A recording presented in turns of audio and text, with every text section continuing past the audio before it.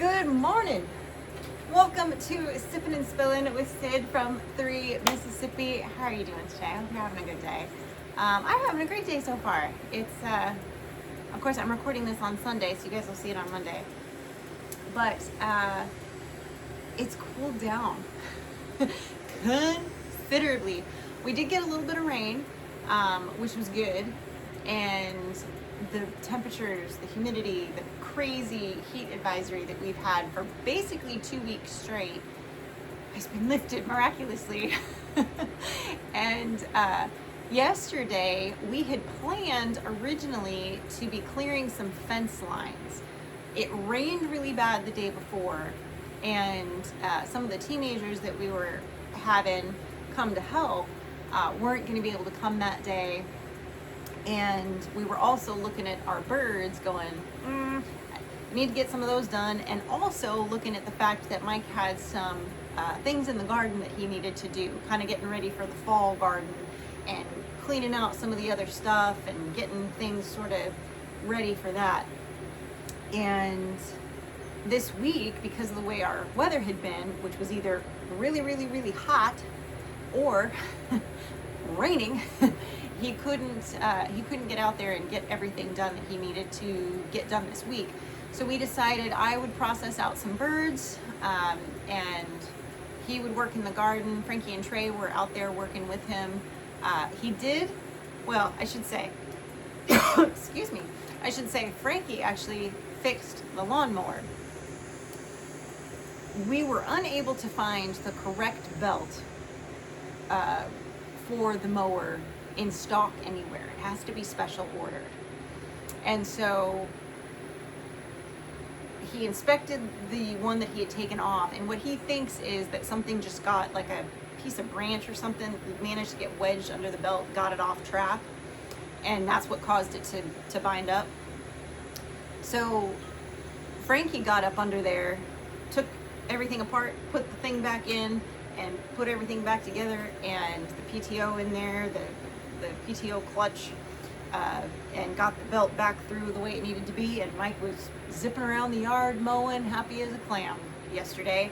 So he still is ordering the replacement for that, because now that he knows it's not something that's like stocked anywhere around here.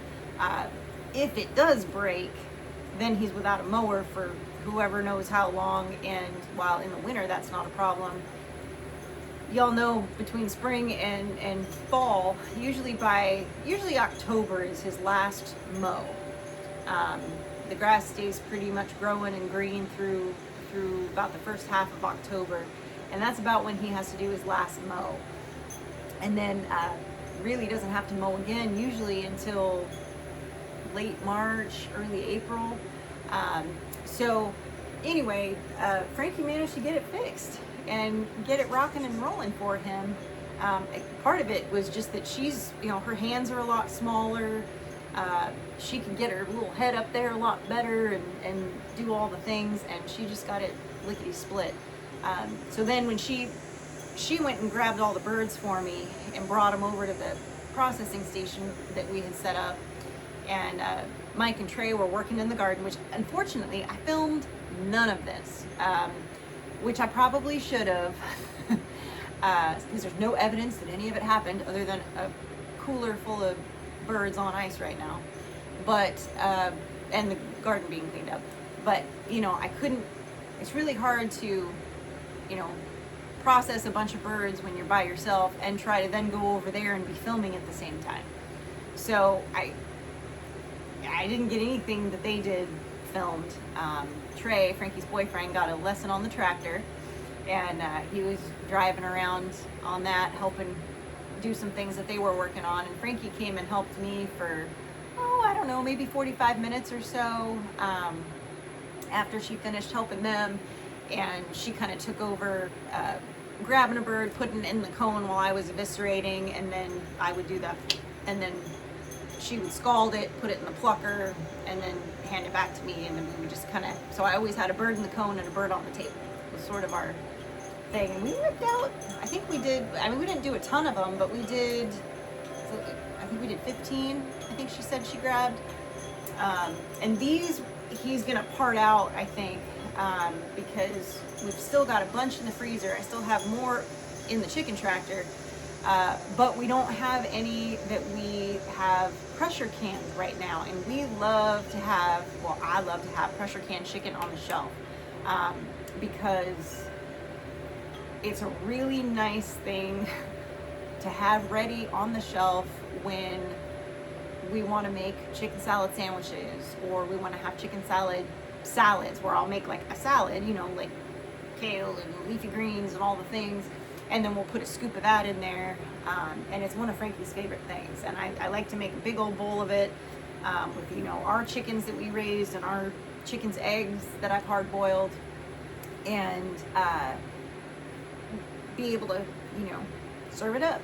And it's one of those things where Mike can eat it for lunch and Frankie can grab it, you know, for dinner. And, you know, it's just one of those things I like to kind of keep around, to where if it's kind of going to be a hectic week and I may not have time to really cook anything that week, I can make a batch of that and it'll last, you know, 4 or 5 days of us kind of eating off of it in various ways. And it's one of our kind of go-to things. And so I tend to go through it, and it takes a lot to make a big old bowl of chicken salad. So I think he's gonna part these out, and we'll pressure can the breasts, and we'll put some of the, you know, put the wings up, and we'll make a big batch of wings one night for dinner, you know, or if we're gonna have people over, we'll make a big batch of wings or something. So we'll get those all parted out, which I might film some of that. But Mike was even impressed. He's like, wow, you whipped through those birds pretty quick by yourself. And I've gotten so used to, because a lot of times what I'll do is I'll do them during the week when no one's available to help me, and I'll bang out, you know, 20 birds by myself. So I've gotten in a good rhythm where I can just kind of, you know, keep it going. And, you know, if Frankie's available, I'll have her help me. But the only time I really have Mike help me with the birds is when we're doing ducks. I'm not as good at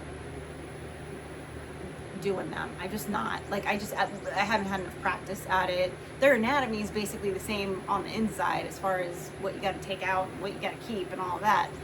But the whether you're skinning them or you're plucking them out, it's just they're a little more labor intensive. Those water resistant feathers, you know, makes it really hard to let the scalding pot water get in there. I know a lot of people do the wax method. There's been times if we're just doing 1 or 2, we'll just skin them out, because what we have is Muscovies, and their duck fat is not, you know, and skin is not the same as like a Peking, you know, so it's not necessarily worth it to try to keep that and go through all the effort of trying to scald and pluck it and everything. And then the turkeys, he always helps me with the turkeys because I physically can't do them by myself.